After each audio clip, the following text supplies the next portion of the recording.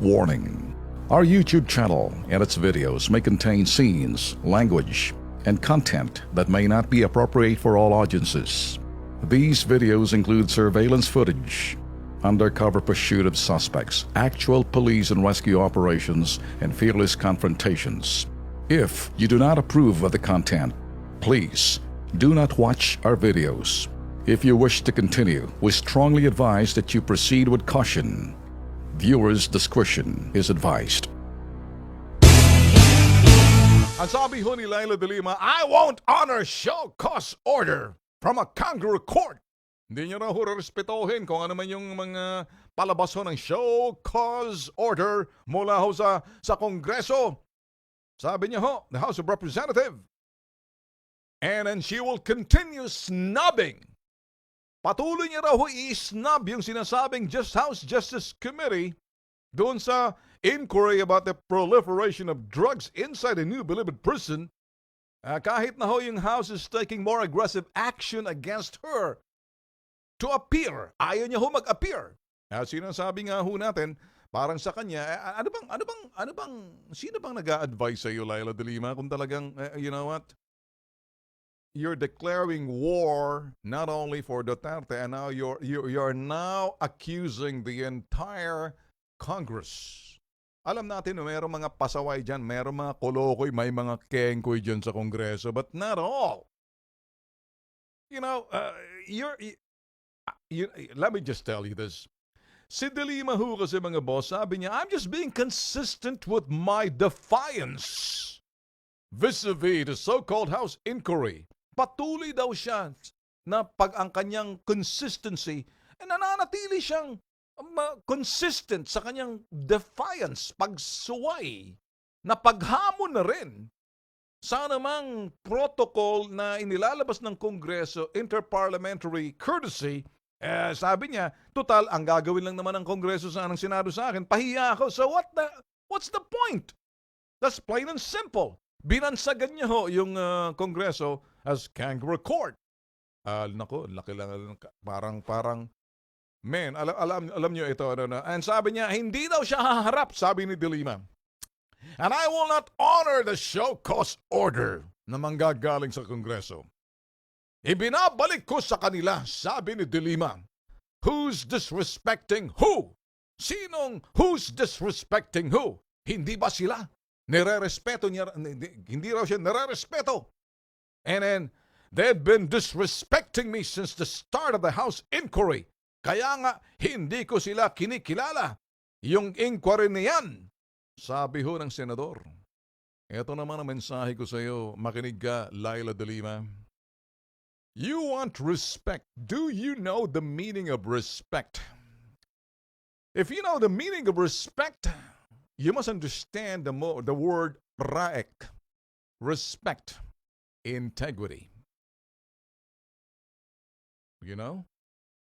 That's the respect, acceptability, integrity, and credibility. Paano ka magiging respetable kung ang driver mo, lover mo?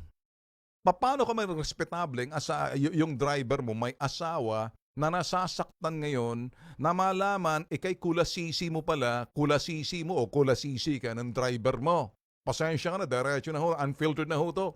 Paano ka respetohin na yung babaeng kinawawa mo dahil ikaw parang kabit ngayon ni Diane?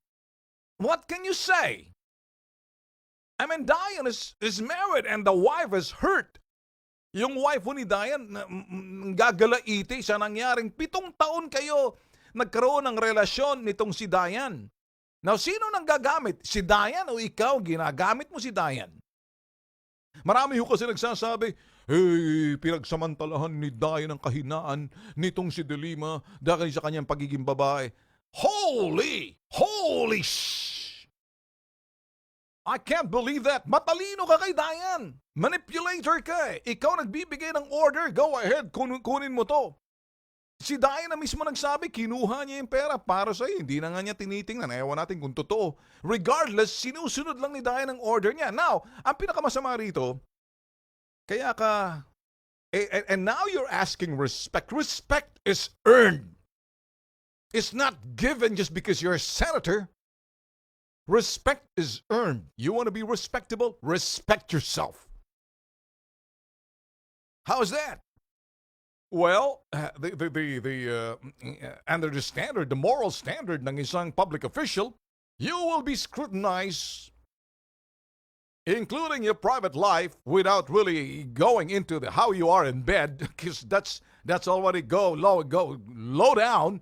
Pero para sa akin, you will be scrutinized. Alam mo kasi, Laila de Lima, if only this whole thing came out before the election, hindi ka mananalo.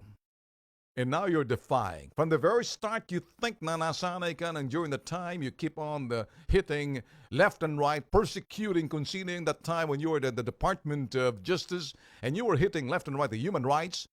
And when you became the senator and decided, being a neophyte, you were out there declaring war against drugs and saying the third is evil and everything else, but you don't see yourself. Why don't you look at first yourself in the mirror, and you'll see who you are in the mirror. And nirali mo pa yung mga kababaihan na para magkaroon ng simpatya sa iyo dahil ang pagkababae mo parang naapektuhan dito. Sumama na pati si Laylayan ng pantalon, si Lenny, si Lugaw. Come on. And all the other yellow senators to your rescue. I mean, how can sabi nga ni Senator Tito Soto, you think na ikay nasasaktan sa pagkababae mo. Paano naman yung asawa ni Diane ang pagkababae at nasaktan na siya'y, kumbaga, tinurotot mo eh. Iyon eh. Tinuhog mo eh. Mga security mo eh. Tinurotot mo eh. Pasensya ka na no, unfiltered.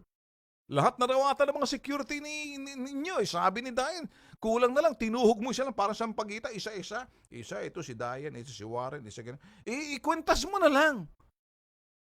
See? Now what I'm saying, you talk about respect. Sinasabi niya, who's disrespecting who? You are not being disrespected. You are invited for questioning. Para makuha, they're not disrespecting you. I think the word respect is twisted from your definition and standpoint.